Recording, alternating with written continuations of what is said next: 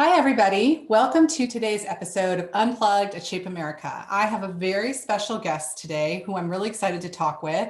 Jennifer Perilla, the principal at Tyler Elementary School in Prince William County Public Schools, is with us today to talk a little bit about all things related to mindfulness at her school and how it's changed her school culture, her school's PE program, and lots of other great stuff. So Jennifer, we're so excited that you're here today. Thank you so much for being our guest. Thank you so much for having me. I appreciate it.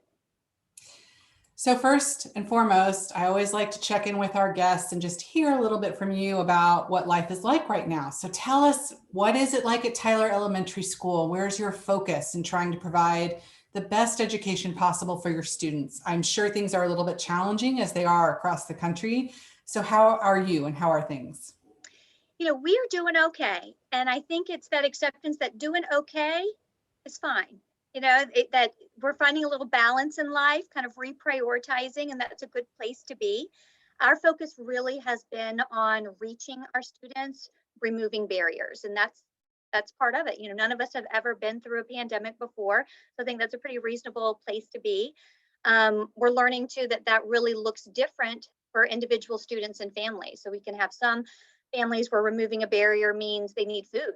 We have some where it means I need a laptop, or I need a hotspot, or I need some mental health support. And so really our focus has been on reaching our students where they are and removing barriers so that they're available for learning out of the gate. Thank you for sharing that. I think it's such an important reality check for all of us to remember that there are so many individual and unique needs in our student population.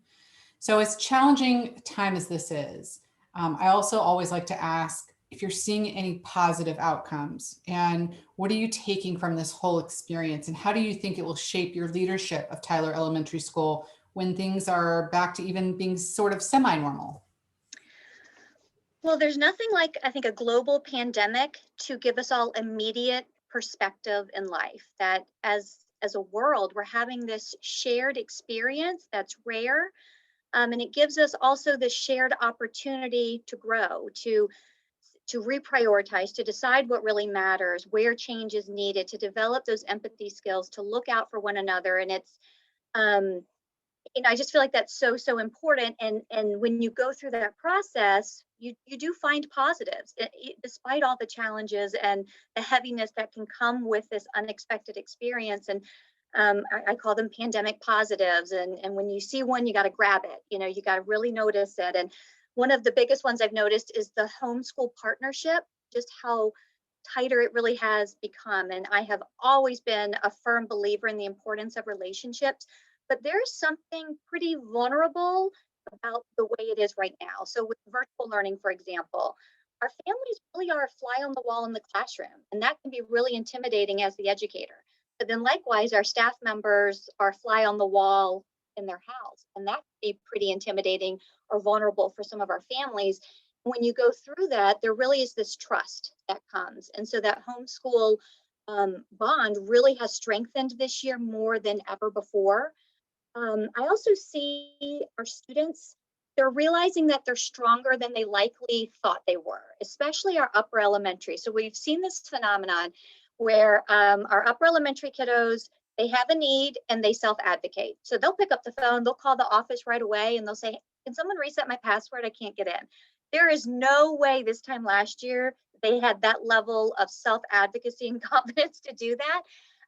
And just seeing them be on the phone with me and I'll walk them through, hey, here's how you get to the link and let's see what we can reset and fix for you. And that sense of pride that comes with, I solved this problem, and it's a new novel problem.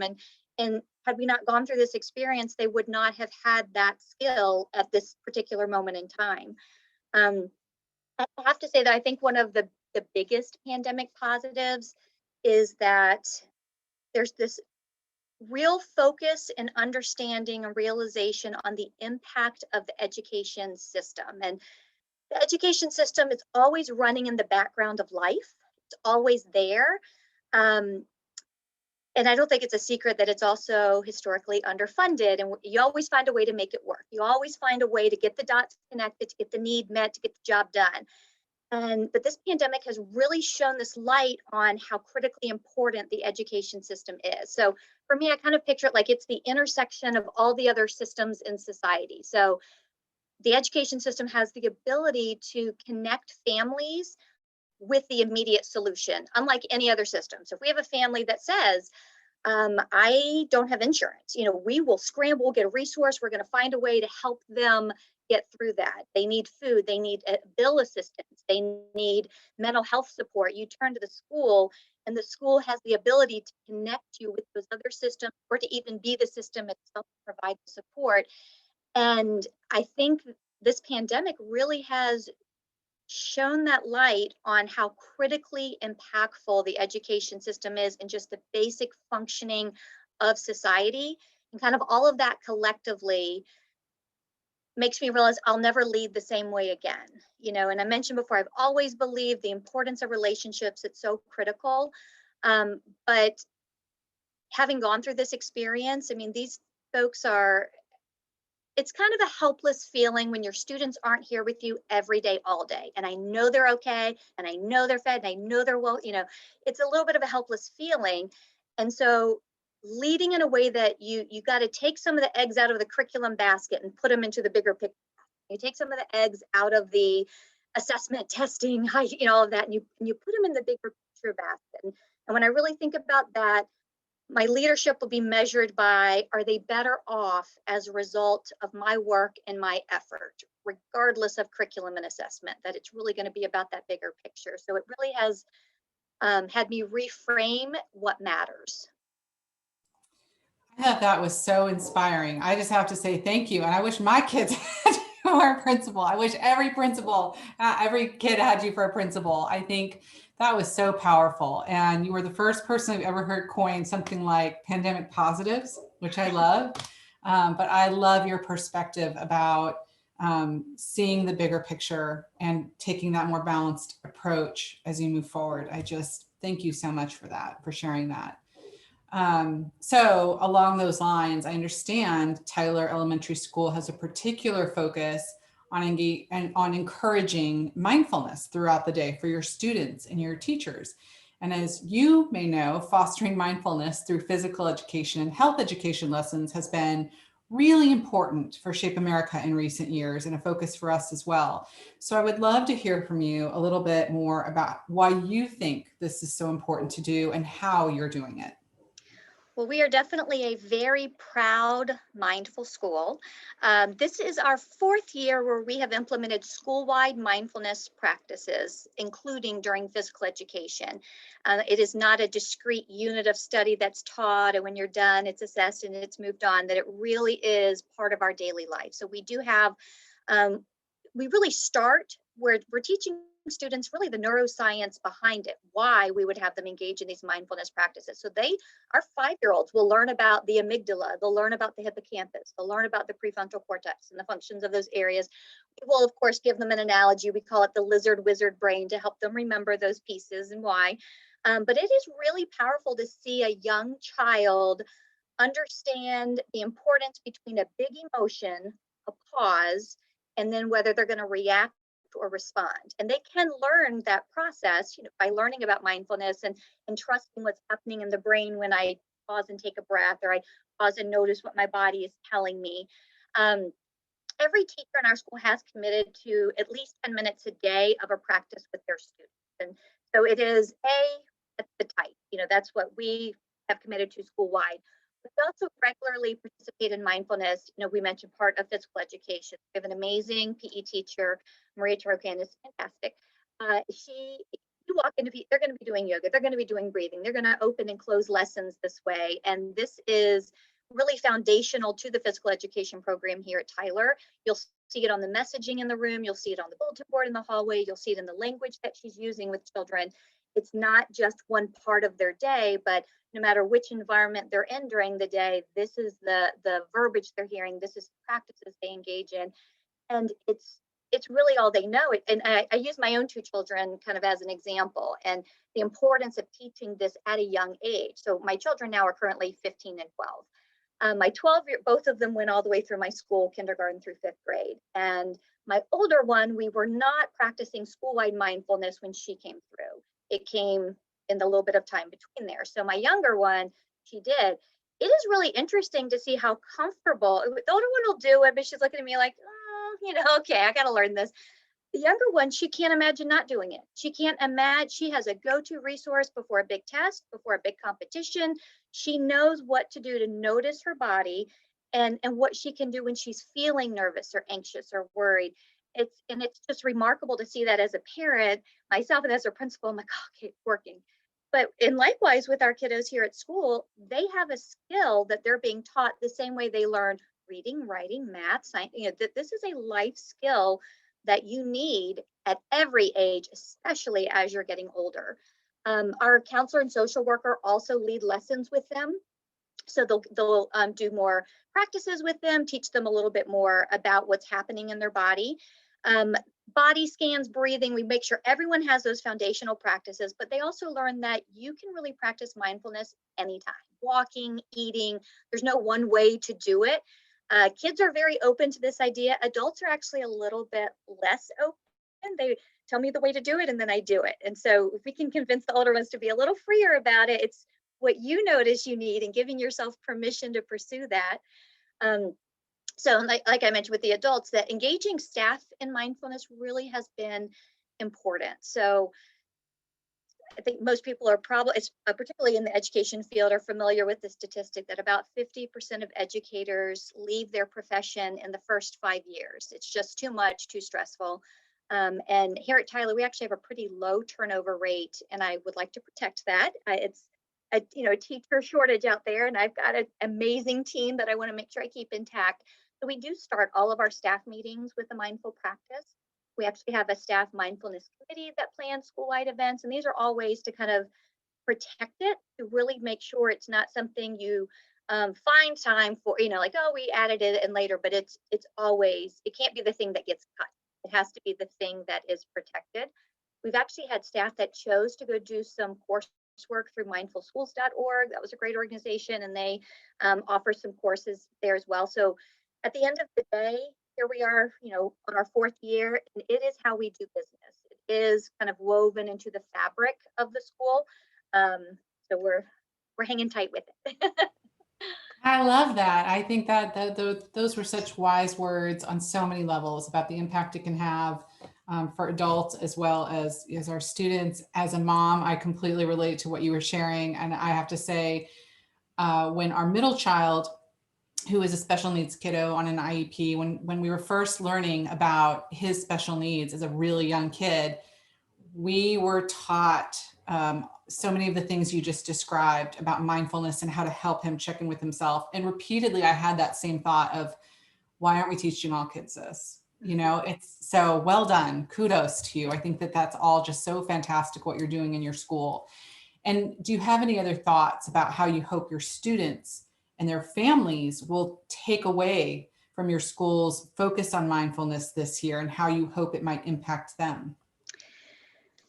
For me, I want us to all have that agreement, not up for debate, is that mental health matters and that we're all worth it. Sometimes I will still find folks that haven't quite got the memo on that. and you're like, oh, we're at a different starting point, but I want to bring them along but that they're worth it. So I also find that folks that will firmly believe that mental health matters, but then somehow they don't include themselves in that. Like, mental health matters for others. I will help them with their mental health, but then they kind of leave themselves out of it. And so remembering that they're worth it. When I find skeptics along the way, like they're smiling, like, okay, and like, yeah, nothing. I those are the folks that I go like with the hard data, So I said, well, there actually was a journal in psychology in 2015 that they did brain scans. They literally scanned the brains of folks that engaged in mindfulness with some regularity, and then they scanned the brains of folks that did not. And what they saw was literally mindfulness was changing the brain. So in the individuals that engaged in mindfulness with some regularity, their brain scan showed decreased activity in the amygdala, which is that fight or flight, where that strong emotion is housed, or what we tell our students, their lizard brain, because it's shaped like a little lizard. But then they actually saw increased activity on the brain scan in both the hippocampus and the prefrontal cortex. And the hippocampus is the part of the brain that's associated with memory and learning. So you would want to see increased activity there. And the prefrontal cortex is the last part of the human brain to develop and really what sets us apart from other species. And that's where the executive functioning skills are, or really our decision-making center. So we would want that to light up more. So the folks that engaged in mindfulness regularly were accessing those parts of the brain at a higher rate than the folks that were not engaging in mindfulness. And really, it was measured by these brain scans. Wow, I think that those are all such impactful examples of the importance of all of this. So thank you again so much for sharing all of that.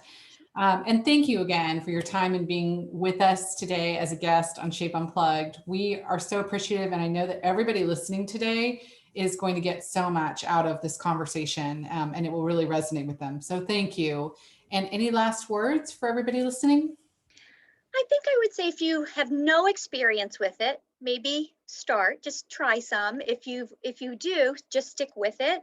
I think just perspective wise, we're 1 year, almost about 1 year into a global pandemic, and we have experienced things that we never thought that we would. We would have no expectation of this at all. And recognizing we've had to change our behavior. We all are now like mitigation experts.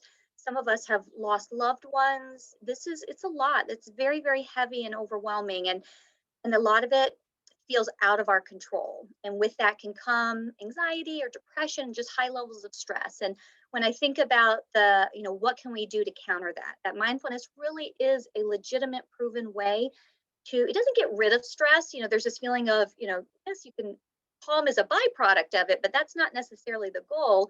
For me, it changes your relationship with stress, and it helps you identify what you do have control over. So I might not have control over this thing that happened, but I can notice stress, I can name the stress, I can pause, and then I can decide how I'm going to respond. And there's actually a lot of strength in that process. And to me, that's really what mindfulness is helping us learn how to do. So I would encourage folks to give it a go. If they don't have experience, there's some super easy ways to get started. You could go to your PE teacher. They're a resource in your building for sure. School counselors are absolutely a resource, but also apps on your phone. Two of my favorite are Calm and Headspace. They are great apps, and they can be a super easy way just to kind of put your toe in the water and just give it a go. I love all of those recommendations, and thank you so much for sharing them. I completely agree with you about Calm and Headspace. What great apps! I will also mention to our listening audience that our new service learning program, Health Moves Minds, is a great source also for some of those mindful activities in physical education. But yes, I echo your words, Principal Perilla, and I encourage everybody listening to find their way to introduction to mindfulness and being free to practice it in all the different ways you can. Thank you so much for those excellent words of advice and the encouragement of accessing resources. And thank you again for your time and being our guest today. Thank you for having me. I enjoyed it. Okay, to everybody listening, thank you for your time in joining us today for Shape Unplugged. I hope you enjoyed this episode, and I hope that you tune in next time. Thanks so much.